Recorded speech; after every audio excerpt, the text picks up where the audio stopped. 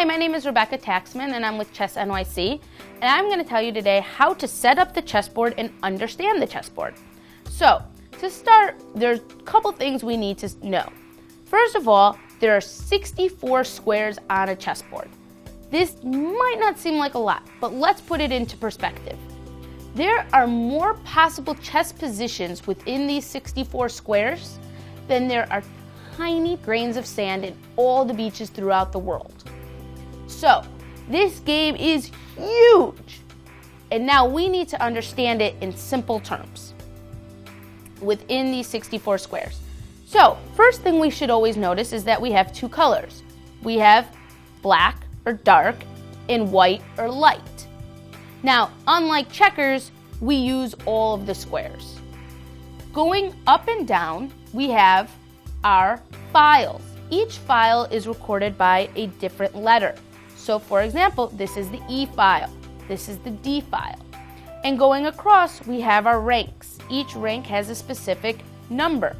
This is the 5th rank. This is the 6th rank. It's like rank and file, like in the army. Then we have long diagonals. Our longest diagonal is here and here. Each square on the board has its own name. For example, we use our rank and file to find out the name. This is A1. This square would be B4. If I wanted to find E6, it would be right here, E6.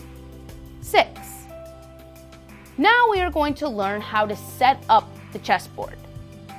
So, to begin, we place our rooks in the corner of the board, and we always start with the white pieces down by the 1 and 2, and the black pieces start on 7 and 8. For this tutorial, I'm just going to set up the white pieces.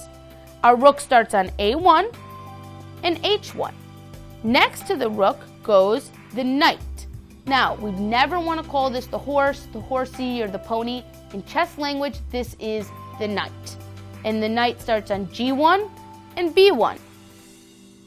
Next to the knight, we have the bishop. The bishop is considered like the king's messenger. And the bishop starts on C1 and F1. And then we have the king and queen. Now, we have these two center squares. How do we know which one goes where? Very simple. The queen always goes on her color. So, since this is a light-colored queen, she goes on the light square of D1. And the king, her partner, goes right next to her on E1. Then, very simply, we just place our pawns as like a little gate in front of our pieces. So there's the basics of how to understand and set up the chessboard.